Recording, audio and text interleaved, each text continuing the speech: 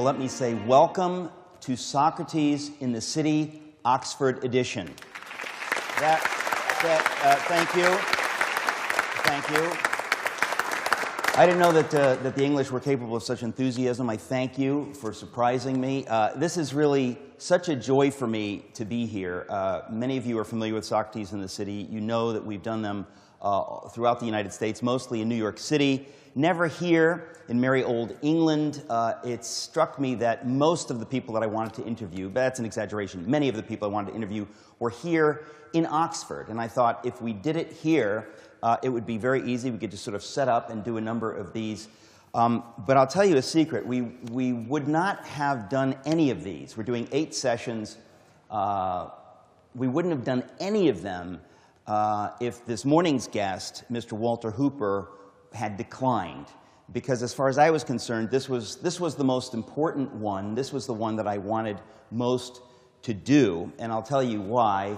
And this explains really why I'm so excited. This is a dream come true for me, actually, because it struck me a number of years ago that there were several people out there whom no one had invited to do a TV chat show kind of thing. They hadn't been able to tell their stories in that format. So there are audio tapes here and there and different things, and there are interviews you can read. But I thought, can it be possible that Walter Hooper, of all people, has not been sat down to have a proper conversation about his life and the gigantic influence he has had? I mean, it's actually more than gigantic. It's dispositive, would be a good William F. Buckley word, on the legacy of C.S. Lewis. It's outrageous. And so I think the side of me that's annoyed by injustice says, somebody's got to do this. This is absurd.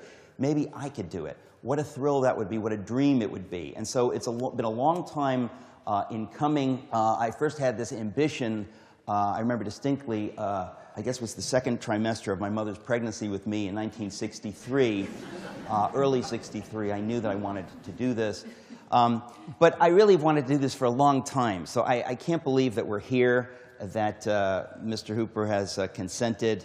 It's just a thrill for me that we're finally going to do this, and it's particularly thrilling that you've given me this much time. Because as I spoke with Walter Hooper last year, I realized there are so many stories. It's not like a typical Socrates event where you can sort of do it and you're done. It's about a book or something like that. It's about the lifetime of C.S. Lewis. It's about his entire oeuvre, his body of work, and about how Walter Hooper has magnificently and utterly uniquely played a role in bringing C.S. Lewis to the world. So someone who's a devotee and lover of C.S. Lewis and his works, I couldn't be happier. So in just a moment, I'll a little bit more properly introduce Mr. Walter Hooper. Before we go on, we've got a number of sponsors who've made this possible. I want to thank them. My friend Barbara Bryant of St. Louis, our friends Laura and David Thayer of Philadelphia, Lisa and Kenny Trout of Dallas,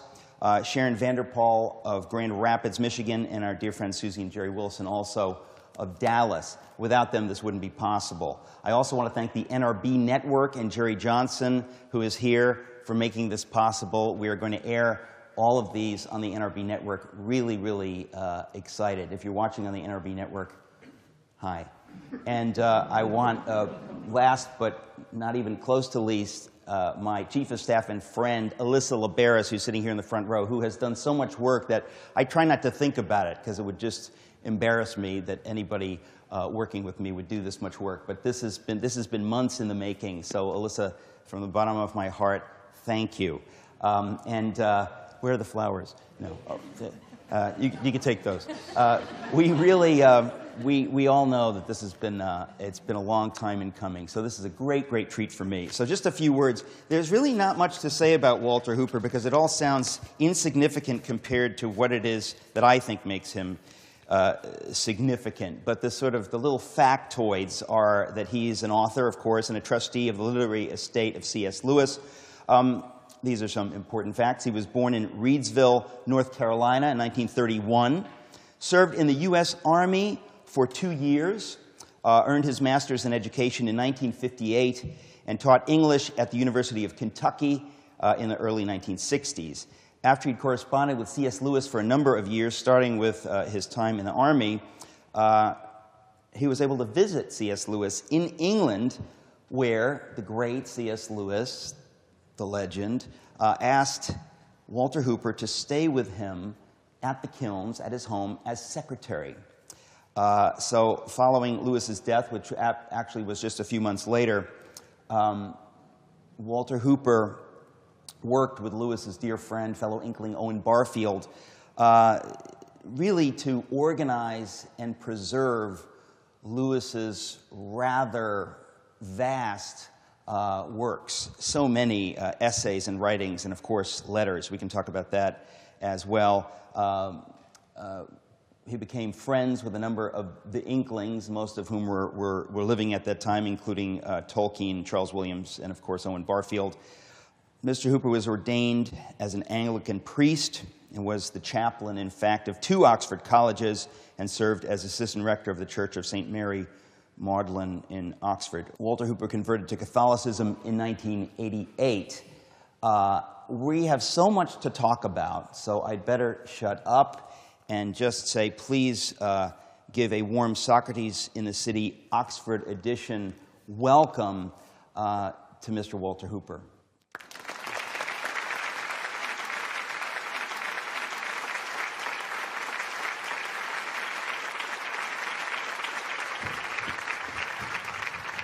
Well, probably the best thing I can say is I have no idea where to start. So in lieu of a bright idea, I'll start at the beginning. If you would, tell us your story and how it is that you came to meet Lewis and to work with him. I was in the University of North Carolina, Chapel Hill, North Carolina, in 1953, before any of you were born. Anyway, at that time, it's not generally known now, but the Korean crisis was going on. You know, America had not quite pulled out of Korea. And so all the young men were being drafted. And I was begging my draft board to give me just a few more months. And during those last few months, someone introduced me to a book called Letters to Young Churches by J.B. Phillips, which had an introduction by Lewis. It was an introduction which absolutely changed my life. I've never heard such a voice of faith in my life. And I kept saying to other people, this man really believes. And they said, but all the believers believe. And I said, no, this is different. And I've been thinking about that since all those years.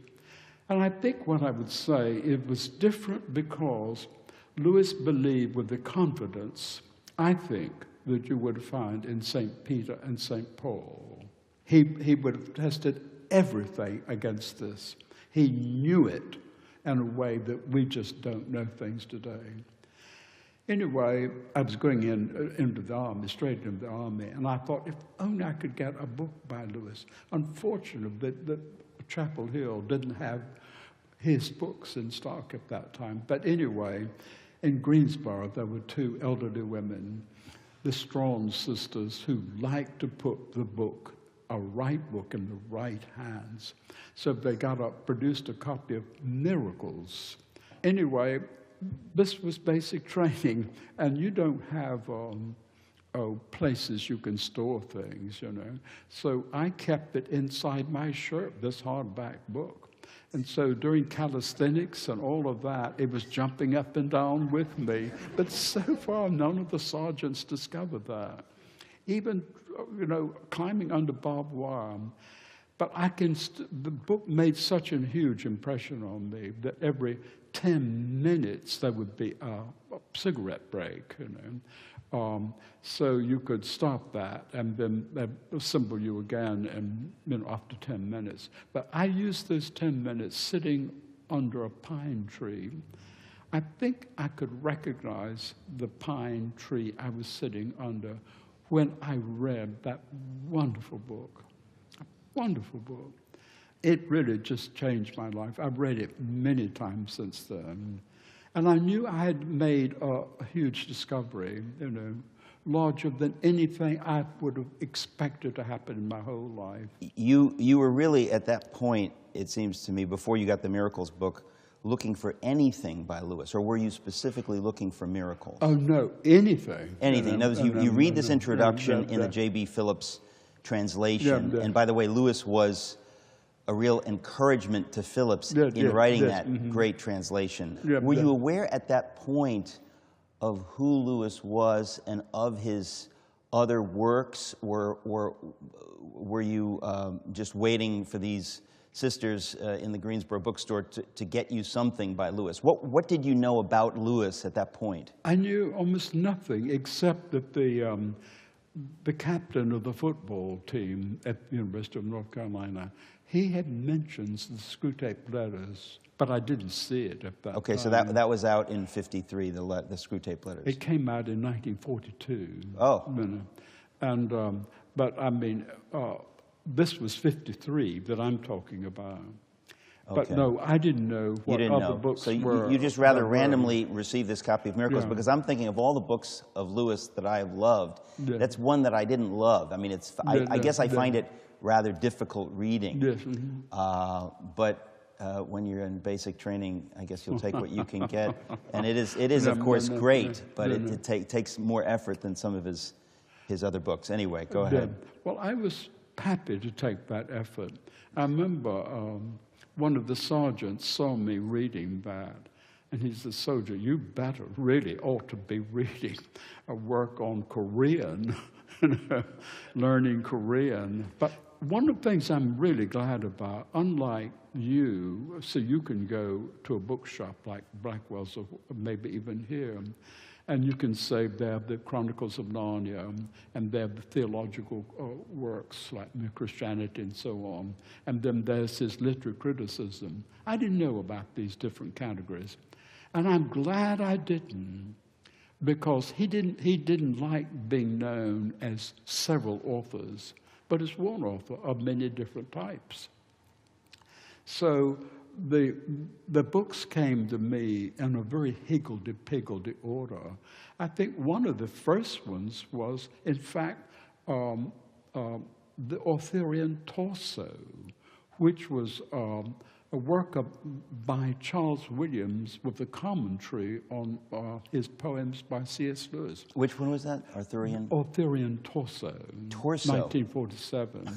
And then came English literature in the 16th century, which I loved. And then came Screwtape Letters, and then The Lion, the Witch, and the Wardrobe, which hadn't long been out. So they came, you know, but I could hear the voice of C.S. Lewis in each of those, you know. The same, you know, siren voice that had reached me from Miracles. In his reply to me, and I didn't expect a reply, he said, "Even at our sins, we should look no longer than to know and repent them, but they're not a proper object of contemplation. When a man comes under the divine meridian, he loses his consciousness of self, and in the end becomes a creature which fills other people's lives, while they in turn help fill our lives. But how far from this one is at present?" He entered so deeply into other people's lives that for a while I wondered, before I met him, is there any C.S. Lewis left if he's so spread out in other people's lives and other people are so influential to him? Well, I was to find that out later. That's extraordinary, what you're telling us, that he takes the trouble not just to reply, but to reply sensitively and in some depth. That's hard to believe. Well, as I later discovered, he believed that if you write a book, you can write, anybody can write a book if they want to, but if you publish a book and you sell it and people buy it, you have responsibility to those people who write to you. You didn't have to do that. You, in one way, asked for that, and you all for being paid for it as well. So you must reply to people. He took them seriously. Anyway, he replied by writing in ink with his hand, and he replied by return of post, which in this country means the same, you write the same day you get the other person's letter. So he wrote enormous numbers of letters. But I mean, when you look at the quality of the letters, you realize he really did answer what I had said to him. Anyway, I liked him even more as a man. And from that time on, after reading 6 or 7 of his books and waiting to read them, it made the army one of the most wonderful experiences of my life. I hated to leave, when my 2 years, 4 days, and 1 breakfast were concluded. Anyway, I ended up, shortly after that, teaching in the University of Kentucky. And I had a chance to write a book about Lewis for the Twain's English Author Series. So I wrote to him about that. We'd already exchanged a good many letters. And he said, it's far better to write about the unanswering dead, because they can't blow the gaff on all the mistakes you make. But if you insist, go ahead and write it. But if you like to, I'll see you if you come to Oxford. So I went to Oxford. What year was this? 1963. 63. And I had an appointment with him at the Kilns, his house about 4.5 miles away, on Monday, the 10th of June, 1963. And I'd only just got here. I had not any idea that in English homes, at that time at least, the bathroom and the lavatory were separate rooms. Anyway, I went out on Friday, as a friend told me, so you should find out where he lives. It'd be a pity if, you missed seeing him on Monday because you simply couldn't find the house. Well, nobody in the street knew where he lived. So finally somebody said his housekeeper lives in number 11, Kill Lane. So she told me, the housekeeper, how to get to it. And she said, he's down now. At 4 o'clock he will be having tea. So go on up. So I did. And I rang the doorbell. And then, I don't know whether you've had these experiences, but they happen to me pretty often. I suddenly saw myself for what I was. Ignorant beside him. And a Tar Heel from North Carolina. What was I doing bothering this man? And I just wish there had been a hole big enough to just hold me and drop me into it. I really wanted to flee. Even though he invited you? Even though he'd invited me. But I assumed this would be just the one chance I would have to see him, the one chance. So I really, when he invited me in, well, I thought, this is what I've wanted for years and years, And he could not have been nicer. The talk was exciting because everything was a kind of disputation with him, because you were always talking towards truth. For instance, I remember during the conversation we had, he made a very important distinction, as he does in his books. I asked him, which of your books do you think best? And he said, I think Perelandra is best. And then he asked me, which of my books do you like the most? And feeling that we were talking about the same thing, I said, well, I agree with you. I agree with you, Perelandra is best. He said, no, you asked me which is best. I'm asking you which you like the most. And I said, the one I like more than any book in the entire world is That Hideous Strength. He said, so do I. But don't you see, they're different. You might find one thing far better than another, but you might really like something else better. It's like, I guess it was like sitting with the old knock Yeah, I think so. right? Yeah, And you have to explain that was Lewis's tutor. I can't remember when he was, what, 15 years old? Yep, yes. Mm-hmm. And he was always, in one way, saying, why do you say that? Do you even know what you're talking about? In other words, even the difference, the distinction between what do you think is my best book and which book do you like the best are two different questions. Yeah, they are. That's a fact, but most people wouldn't make that distinction, but when you're sitting with C.S. Lewis, he did make it. So here you are with him for the first time, and he's having a wonderful conversation with you, but it's interesting that he doesn't relax that way he has of forcing his interlocutor, I guess, to think hard. So you say That Hideous Strength, and then strangely enough, he says that's also the book that he likes best. From the moment I got there, he brought in a pot of tea. And I love tea very, very much. Not coffee, but tea. And he was a gargantuan tea drinker. After we finished one pot, he went into the kitchen and brought back a second pot, and then a third pot. By this time, I must have had 12 cups. 12 cups of tea. I was very uncomfortable. And like most Americans, I didn't know that they had two different rooms, you know, the bathroom and the lavatory. So I said, Professor Lewis, do you think I could use the bathroom? He said, certainly. So he took me to what was just the bathroom. It had a bathtub in it. And he took out about 4 towels and put them there beside the bath. Took 4 tablets of soap and put them beside the 4 tablets of soap. He's having a little fun with the Tar Heel. So then he closed the door. He said, do you think you have enough for a bath? And I said, I'm sure I will. And so he closed the door. So he closed the door, and you didn't object. You just...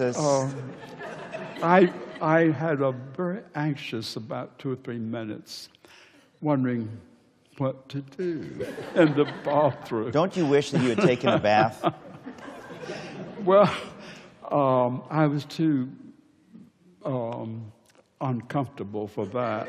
So I went back into the common room where he was, and I said, Professor Lewis, actually it wasn't a bath I wanted. And he said, he was laughing. He said, that will cure you of those American euphemisms. Now, let's start over again. Where do you want to go?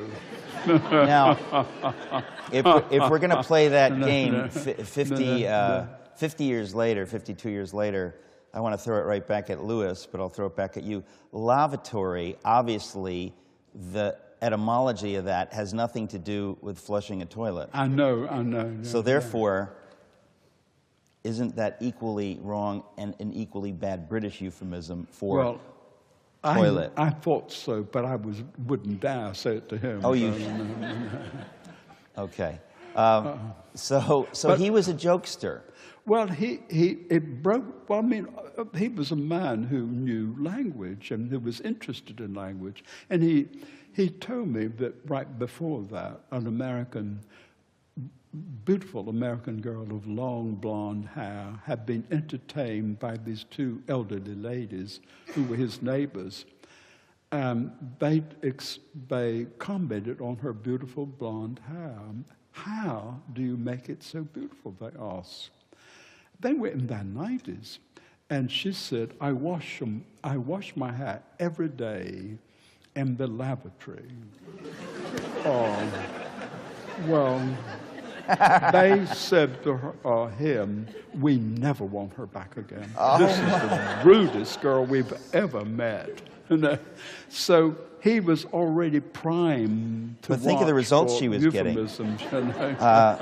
Wow. Okay. Well, finally about 2 hours after that, it was time for me to go, and he took me to the bus stop, which was also where the Ampleforth Arms, his pub, local pub. Oh, by the pub. Yeah. So we went in and we had a pint of beer together, and then the bus came. And my heart was breaking. I remember in the short journey to the bus stop, regretting that I'd even met him because I liked him so much. I remember thinking, I really love this man. And I thought this was it, you know. And I thought it might have been better never to have met him than to taste that wonderful personality and then give it up forever. Anyway, so I was getting on the bus. I said, well, thank you very much, Professor Lewis. It's been very nice meeting you. He said, you're not getting away. Oh, no, you're not getting away. You're coming to the Inkling meeting on Monday. Well, the Inklings were at that time meeting just on Mondays because Lewis had been gone. Once he went to Cambridge, they had to change that because he went to Cambridge on Monday afternoon. So it had been on Tuesday for many years, but it changed. So this is at lunch? Oh, well, they started about 11 o'clock drinking beer. I'm surprised, drinking beer. I'm surprised that the Inklings were meeting as late as 1963. I hadn't realized that it went on so long. They continued throughout the rest of his life. You know? Oh, no, he loved the Inkling meetings, you know. And they were meeting at that time, they had been for this last several years, in the Lamb and Flag, which is across from the bird and the baby. And there were eight. What happened to make them quit the bird and baby? Well, see, in the old days, the rabbit room which they met in was part of the publican's own territory. That was their sitting room. It wasn't part of the pub. It was part of where the publican lived. See, the keeper of the pub was called the publican? That's right. That's what they call him, you know. I know that sounds, but anyway, they still are. I know they're sinners, but anyway, the publican, Charles Blagrove, who had said to them, have this room, you can meet him there. Okay, so no one else was allowed to go in there. This was they had the rabbit room where we can walk through now. So nobody else would have gone in there because it was a private room. It was a private room, okay. So anyway, but he had died, and the new people, other publicans, had opened it up to everybody. Oh. So they wouldn't have had it privately, and they might not have been able to get in at all. So they were just having in the open room part of the pub of the Lamb and Flag. But it was all right. I mean, they liked that too. There were 8 people there, I remember, and one of those, who was an occasional visitor, was Lewis's friend, Roger Lancelin Green, who had a lot to do with the Narnian stories, and whose books I had read and liked very much. And in his King Arthur, The Knights of the Round Table, he had made a great deal of the spiritual kingdom of Logres, it's called, in his Arthurian book. And I mentioned that Logres, the spiritual kingdom, which Lewis mentions in That Hideous Strength. Anyway, Lewis picked up what I said, and then it went like a ball, you know, around the room, and other people talked about it. He then asked me more questions, and I answered. He was a very easy man to talk with in these groups. He brought you out. Instead of making you feel small or ignorant or anything, he brought you out. He was like God, I think, in that way. He wanted you to shine. He really wanted the best of you to shine forth. You know? The curious thing was, he didn't do much talking himself, but he made good talk possible. But I've never seen anybody who could bring you out more and make you shine. When I left that meeting, I thought, Walter Hooper, you are beginning to get intelligent, you know.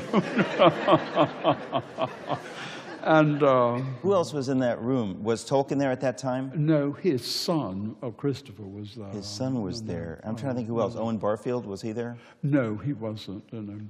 But John Walsh, the historian, was and various other members, of the university, like Colin Hardy, was always there. Dr. Havard was his doctor, and several others. But it was a very lovely group. But Lewis made it possible. It made it work, Anyway, then I thought, I'm back to my old worries again. I won't see him anymore. This is it. I've had him at least 2 times. So I thought, well, I should be very grateful. Anyway, we stepped outside, and he leant down to give some money to this beggar who was sitting on the curb. And I'm ashamed that I said it, but I said the usual thing. I said to Lewis, aren't you afraid that this man will spend that money on drink? And he said, well, if I kept it, I would. Wow. And then after that, I started on my, well, thank you very much, Professor. He said, you're not getting away. You're not getting away. You're coming back to the Kills on Wednesday. And so... And how did he know, how long were you planning to be in Oxford at that time? Oh, a number of months. Oh, okay. Yeah. So he said, you're coming on Wednesday. And so Wednesday was a lovely day. I asked him what he did, for instance, that day, what he did with his manuscripts. And he said, well, he was always short of paper, and paper was valuable, you see, because of the war. And he said, when I write a book, say, like The Lion, the Witch, and the Wardrobe, I turn it over, then I write another book on the back of that. And then he said, and then I throw it away. Well, what can I say? Stop. But I think he knew that I really did appreciate his writings and was sorry that he did that. But I didn't dare say anything. Anyway, then he said, well, you're not leaving because you're coming back on Sunday because we're going to church together and you're having breakfast here. And you have what there? Breakfast. He loved cooking breakfast himself. Now, what do you think was behind this? Did he have a specific reason, or he just said, no, you must come back? What do you suppose was going on? Well, I think he knew I liked him very much. And I had come a long way. And he knew you were working on this book? Yes, he did. Okay. That was very little was said about that. He may have liked me. I mean, this is an awful thing to say, and I apologize. I think of him as just being very good to me. But anyway, it was not very long after that we got into the habit of the 3 meetings a week. And then in early July, I went out one Sunday to find him. He was in his house coat, and he was trying to write a letter to the American Lady, as she's been called. The letters to her were published as American Lady, Mrs. Sheldon. Anyway, who was a complaining person. Anyway, he could hardly push the pen across the paper. And he was going into the hospital. I didn't realize that he had problems. He had an infected kidney and an affected prostate gland, but he was too weak, his heart was too weak for an operation. Otherwise, it'd be very simple, and they would be, I think, in America now. But because they feared to operate because of his heart, he was put on a low-protein diet, and occasionally, about once a month, he went into the hospital for blood transfusion. Wow. But he looked so well, you would have never guessed anything was wrong. Anyway, besides this, this problem, there is the problem of writing. He said, I'm getting rheumatism in my hand, and said, usually I have my brother to help me, who drives the typewriter. Drives the typewriter. Drives the typewriter, as they expressed it. So he said, but he's an alcoholic. He was at that point in Ireland, in Drogheda, where he'd been going since 1947, and he'd been away already for about 6 months. And so Lewis said, the thing is that I really need a secretary. Would you stop and live here with me and give up your job? And I said, yes. And anyway, he went into the hospital the next day. And then I had become friends with Austin Farrer and his wife, the warden of Keble. And I was with them when we heard that Lewis had had a heart attack and probably was dying. Anyway, after 3 days, we were still waiting by the telephone to hear he had died. But they rang to say, Professor Lewis has come out of his coma and is asking for his tea. So we hurried around to the hospital. Do you remember what month this was? This was in July. July. Austin Farrer said, you had us worried, Jack, He said, no, I don't think it can be said I was a very well man. But he said, Walter, I want you to arrive tomorrow morning early with pen and paper, because we got to get on with those letters. The letters were stacking up. So for the next 2 weeks, I went there and we worked all day. But one of the things I learned as beginning his work as his secretary was I had a lot of correspondence with his lawyer, Owen Barfield, whom you mentioned. Owen Barfield was very valuable to him in many, many ways.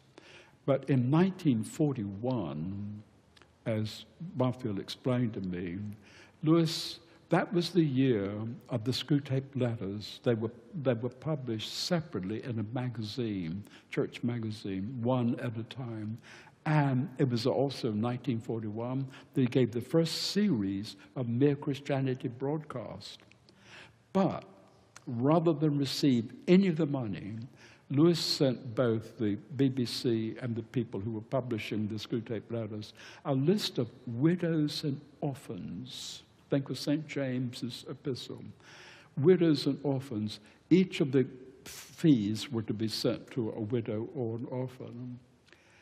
And at the end of the year, Lewis had to pay tax on all that money he'd given away, and he was really in a quandary. So he turned to Owen Barfield, and out of that debacle, what they did together was to set up a charitable organization called the Agape Fund, into which 2/3 of Lewis's total income went to be given anonymously to people in need, like widows and orphans.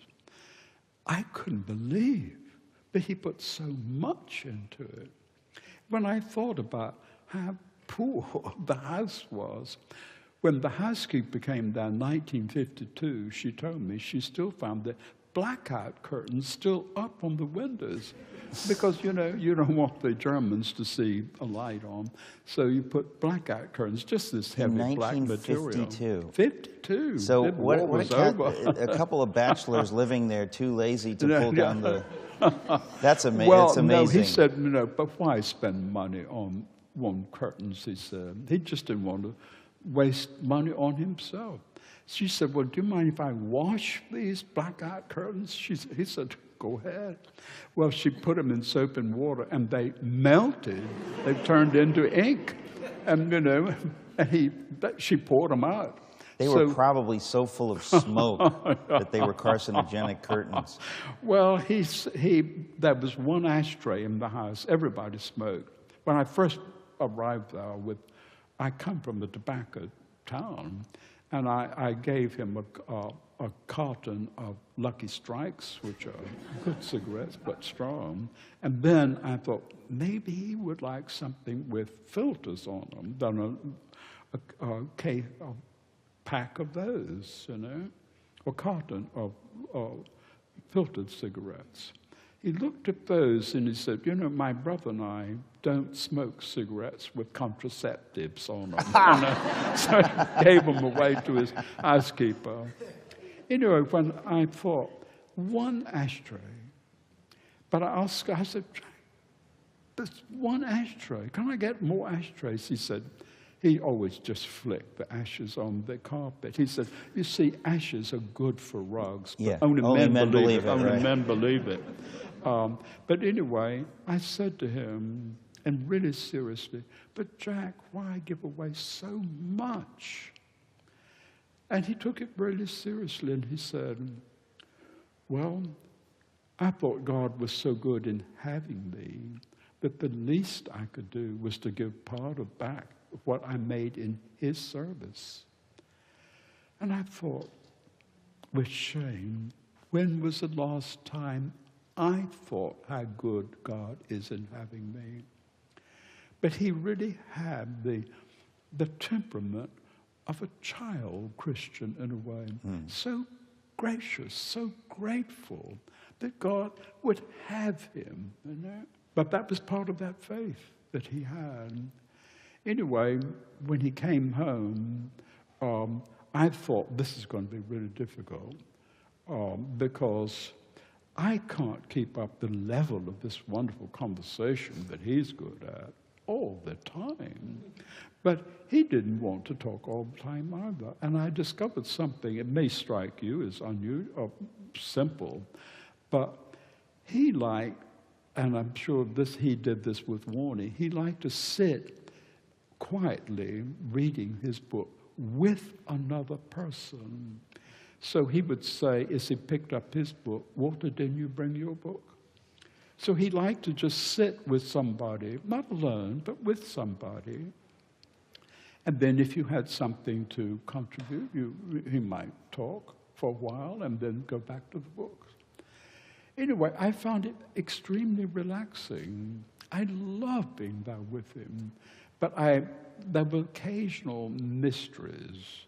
Like when I gave him a cup of coffee after lunch, I left him alone. I felt he needs to be alone now.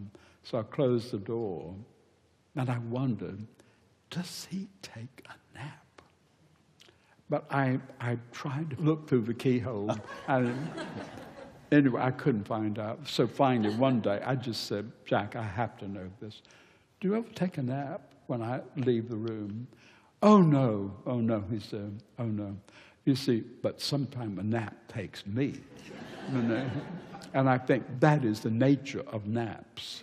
You can get in your pajamas and get in bed at 1 o'clock or something, but you won't go to sleep. Right. Naps have to do the taking. Right. You know? And but he was wonderfully cheerful. He had heard me say over and over and over again, as C.S. Lewis has said, "Oh, but you are C.S. Lewis, aren't you?"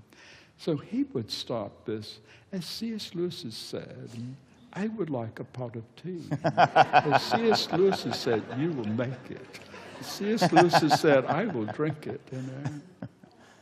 But then one day, the serious things that happened too. I found him really worried about his brother. This brings up something, a very important conversation that changed, I think, my life permanently. I didn't know it at the time, but in one way, this is the occasion, the only time, where I won an argument with him.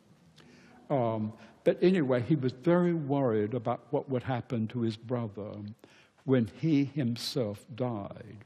Now, his brother was significantly older than he was, or at least a few years. He was 4 years older. 4 years older.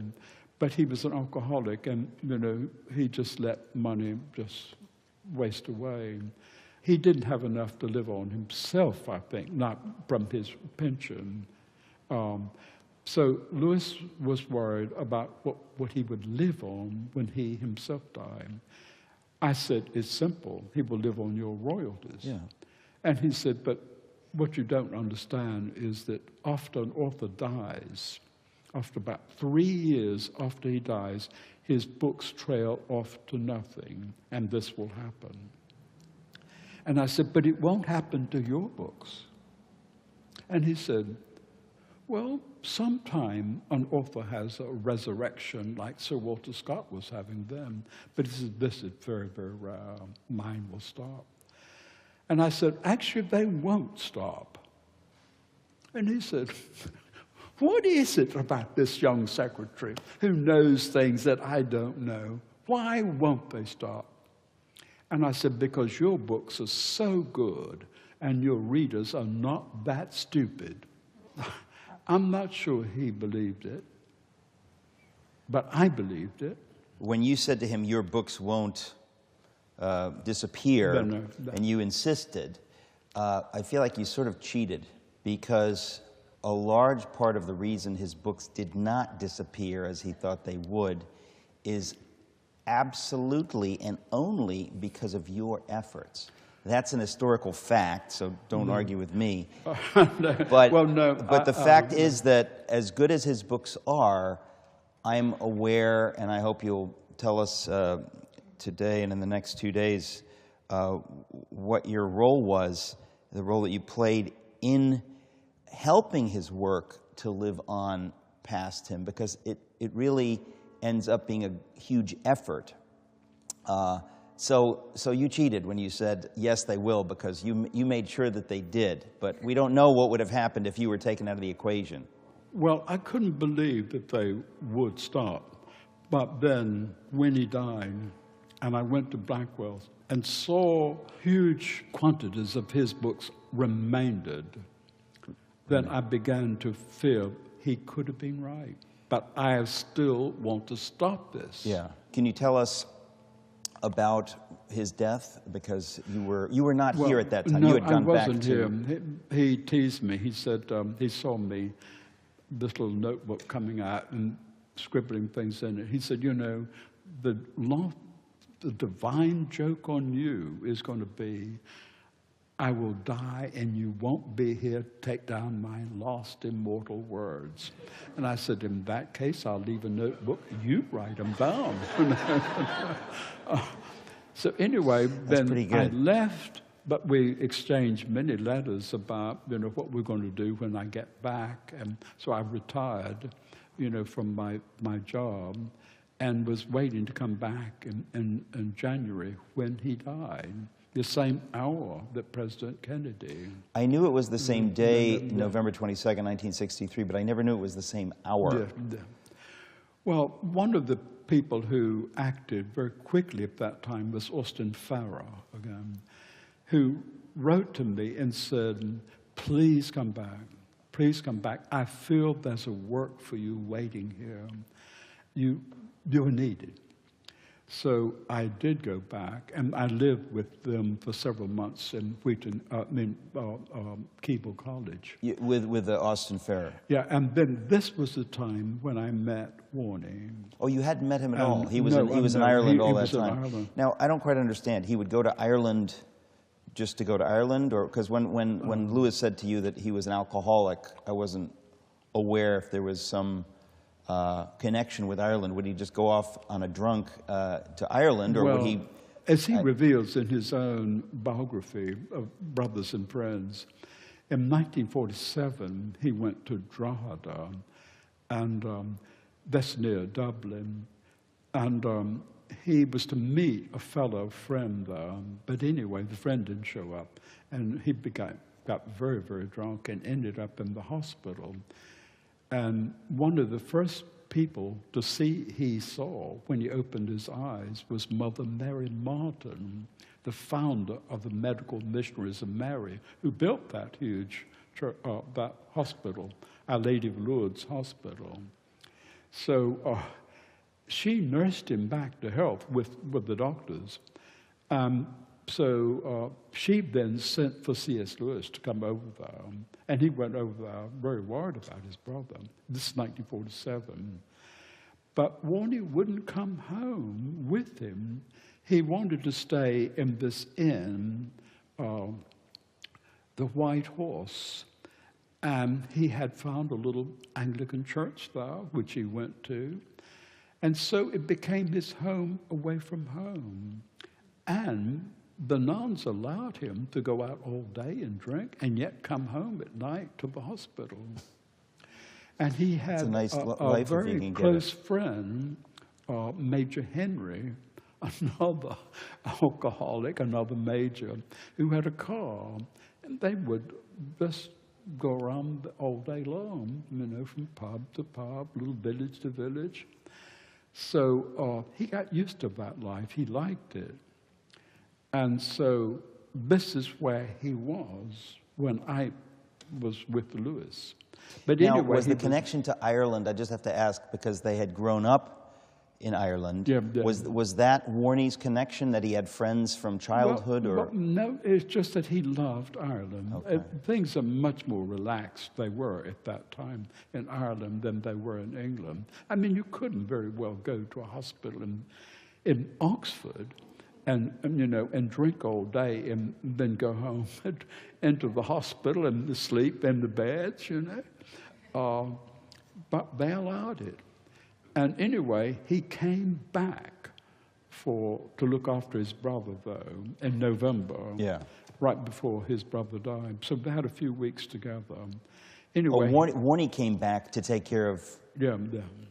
But then Warney was getting ready, when I met him, to go back to Ireland. But anyway, he had decided that he was a broke man, he didn't have enough money. And so he was moving out of the Kills, which could have been his for the rest of his life, but he thought the taxes would be so much, so he had bought a small house close by, and he was getting rid of everything. Anyway, he gave me a lot of his Lewis's notebooks and papers, and he invited me to start editing Lewis's writings.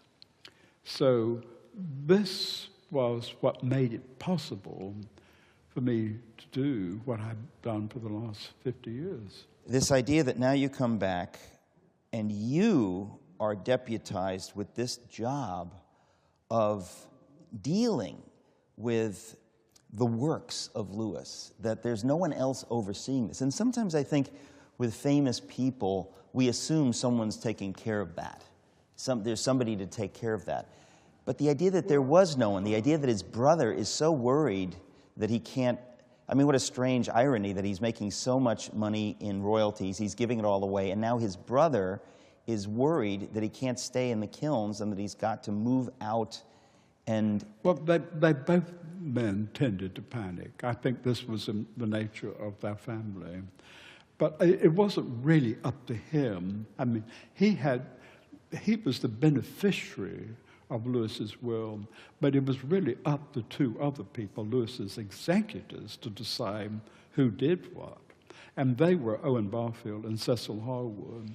And at that time, you know, because books were of copyright for 50 years after the author's death, they didn't think they could live for 50 years, but they thought I could. But they saw my interest, and they had things, their lives were very complex and busy. They were writing their own books. And they didn't want to spend all their time with their friends' books. So they were happy to see this young American, you know, who could do all this legwork and who was interested. And what needed to be done, just so we understand? I mean, he dies. It's difficult for us to imagine what was necessary. He'd written all of his books, obviously. What was... Well, I had heard from one of the publishers that one of the best ways to sell a new book is to bring back old books of the same author. Well, Lewis was working on a volume of his own poems when he died. And so I felt, as a tribute to him, I should finish the book that he wanted to put into print. Okay. So... and who was the publisher? Well, Jeffrey Bless. Jeffrey, okay, the famous, yeah. I then presented them with the poems, and they were willing to publish them. And so that book came out. But then I realized that Lewis knew very little about his own writings. I mean, he didn't have copies of them. He had a copy of one of the Narnian stories. He had very few of his own works. one time, for instance, he said, "What is your favorite poem? Can you quote your favorite poem?" I said, "I can." He said, "Well, do." So it was actually a poem from his book, Pilgrim's Regress, which I like very much. Skazens, it's called. Anyway, I quoted the poem, and he said, "Wow, that's so good. Could you write down a copy for me?" And I said, "But Jack, it's your poem." "Is it?"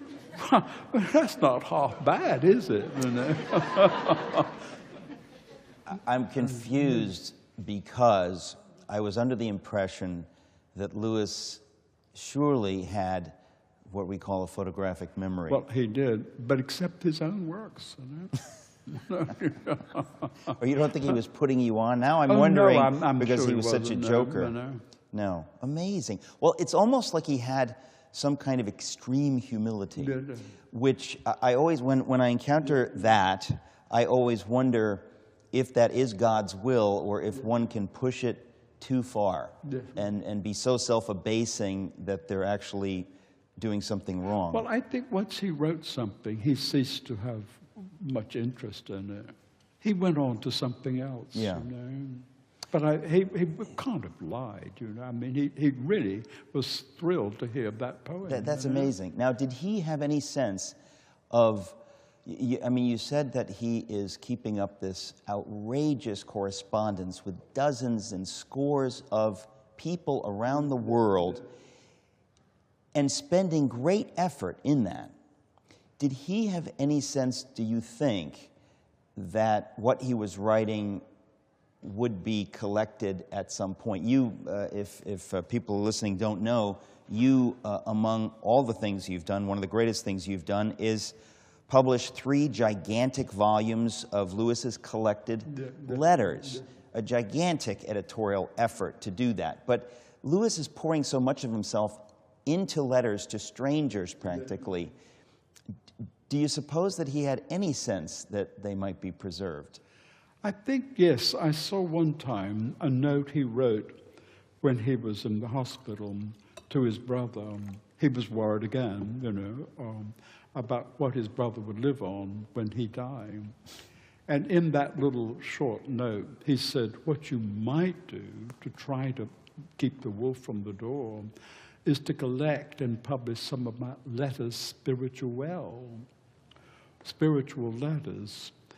And so I knew that he was aware that, you know, they weren't junk. You know, they were not junk. They weren't text messages. No. He didn't preserve letters to him. And he couldn't have told you where the letters were sent to. Well, this is the question I want to ask, just because we're not going to do any of this in order, but since we're on this subject, in collecting his letters, surely there are many, many letters that he wrote which you wouldn't have been able to get back to publish. Do you have any? Well, as he spent 2 hours every morning writing letters, what I have published in something like 3,500 pages, they can't represent all that he wrote. So, you know, but that's the best I can do so far. Well, so far, yeah. So beginning in 1967, I began collecting his letters for the Bodleian Library. So at least I have the advantage of knowing who many of the people he wrote to. So I wrote to them and asked for his letters. The Bodleian Library is not able to pay sums, you know, huge sums like that. So they have a number of people called the Friends of the Bodleian, of which I'm one. And we just collect on behalf of the Bodleian Library. So that's where most of the letters, most of them are. Right. But then they're good in Wheaton College as well. But Wheaton and the Bodleian have an exchange program. They send copies of what they have, and we send copies of what we have. You know? It's just extra. Well, I just think that, you know, anyone who loves Lewis, he's a never-ending fountain. You don't ever have to stop reading Lewis and reading those letters. I know that I haven't read all of them yet, but I have them. You were talking about the job that was given to you, that he didn't care about his own writing. So you're presented with what at that point? Your job is what? My job was to, I wanted his books to stay in print. But I believe, as if that publisher said, a new book helps to sell old books. Well, I began to go to the Bodleian Library and look through everything.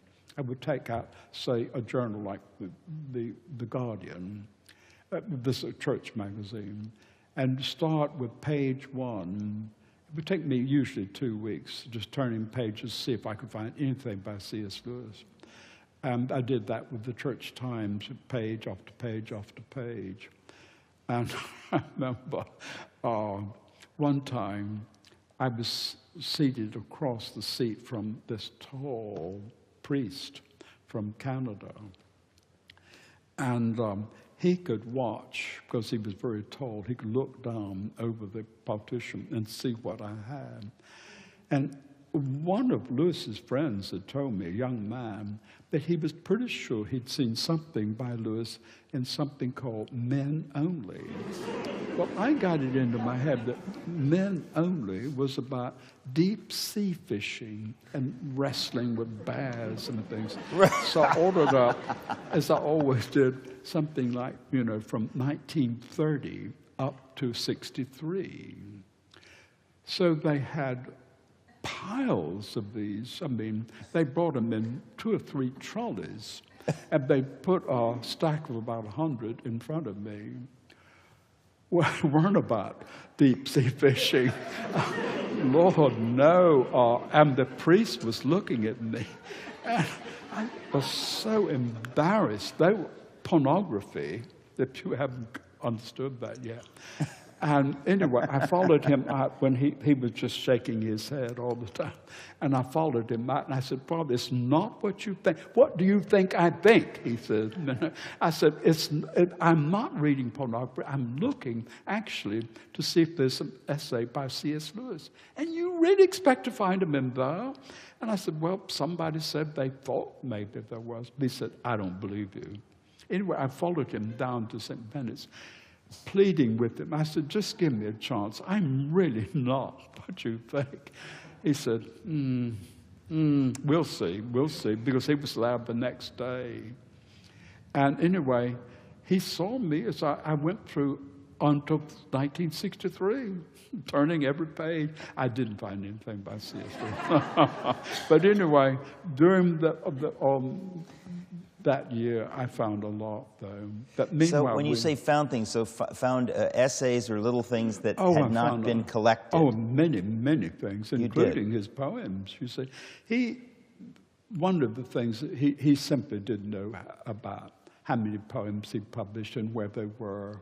And they were mostly published in Punch magazine and other places. So I found many, many poems, and that's what was published in, October of 64. Okay, 64. So that was the book. So that really was your initial project. Yes. Was to get out this new book. Yes. Within a year of his death, and so you were looking for his poems. Yeah, now, that was selected poems or collected poems. What was that? It was just poems. It was selected, but they were just called poems. Okay, and so it wasn't definitive. It was the best that you thought. No. But I like his poems very, very much. And at the same time, I had inherited from Warning a number of other manuscripts, such as many essays that he had read in Cambridge to various groups. And so I published a volume with Cambridge, and then a copy with Bless. But at that time, Bless soon went out of business, and I had to deal with HarperCollins, or Collins, if they were called at that time. It was before Collins and Harper merged. Before they merged. And the 2 people who ran it were Sir William Collins and his wife, Lady Collins. Lady Collins. Lady Collins. I remember about her. I remember you telling me about her. Well, she was the one who published the paperbacks of Lewis's works, because Bless didn't do them. And I had to go up and talk to her in London about this new book I had in London. I had never met anybody that grand. As grand as Lady Collins. Anyway, Lady Collins was in an office. They took me up and opened the door, and I saw it once. All the furniture was covered in green velvet. There was a little fire in the grate, and Lady Collins was sitting there on that green velvet chair holding a chihuahua and smoking. Who was not covered in green velvet. No. Right, so. And she was smoking Sobrani cigarette through a jade holder. A jade holder. I think this is the most romantic human being I have ever laid eyes on. And then tea was brought in Georgian silver. How did you know the silver was Georgian? Because I knew enough about silver. Uh-huh. I think you still do. Actually, if she'd told me to jump through the window, I would have gladly done it.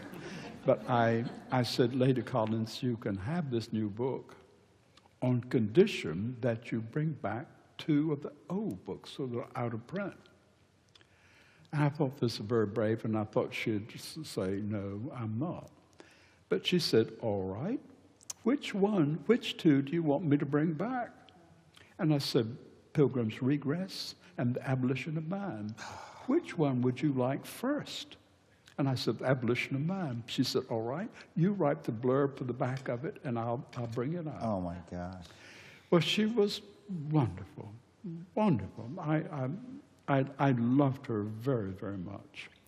But I just want to say, and I don't care what you think, how wonderful you are that you were there with this eccentric woman, and you had enough bravado and confidence in what you were called to do to say to her that she must put out 2 new books. Those of us who love Lewis must know that we have you to thank, because I cannot imagine what might have happened. As I've heard you tell some of these stories before, it becomes eminently clear that it is not even close to inevitable that his works would have carried on. The Abolition of Man, which is so central to so many people's lives, it's a prophetic work. Unfortunately, speaking about much that's happening today, and that's finally, many things that are finally bearing fruit today, many trends that Lewis had his finger on. You know, the idea that you were able in 1964 to get this woman to say she'll put that book out, that's not insignificant. So I just want to annotate your comments to say that's a big deal, that as a young man you were willing to sort of put that out there, and how wonderful that she had the wisdom to see that this was a good idea. But that's I'm excited just to hear this. Well, thank you. Sometimes it wasn't, romantic people like Lady Collins, but I remember Owen Barfield. He kept being amazed. He said, You don't mind doing anything, do you? But you'll sacrifice anything for C.S. Lewis. But we had just received a contract for a book that I put together called God in the Dark. I given to people, Erdmans. Now, did you come up with that title? Where does that title come from? It comes from one of Lewis's essays. The people in the past, they believed in God or the gods, and they believed they were being judged. But for the modern man, the roles are reversed. God is in the dark, and man is on the bench. Well, that's one of those British terms that most Americans have no idea what that means. I know. I wonder why they even chose it. God in the dark. It's just an old foreign term. Well, we got the contract for them. They were willing to take it. But they were giving Lewis, and this is what really hurt me, they were giving Lewis 10% royalty. That's what you start a young man with. You start with 10%. And so Owen Barfield says, well, they're starting him as though he's nobody. And so I struck through it with a big pen and put 15%. He said, you can't possibly get away with that, can you? I said, try it. Well, let's see. I did. I'm surprised, too. But anyway... Well, in New York, we call this chutzpah. Yeah. It's terrific. Do they even have a word for this in England?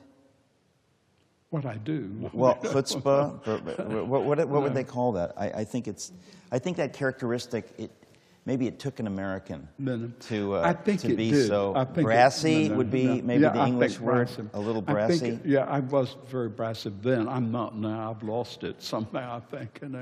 But I needed to be at that time. Yeah. And I thought of that argument with Lewis, which I obviously have won, would you say? Yeah, yeah. Well, it's extraordinary. It's absolutely extraordinary. I think there's so many things.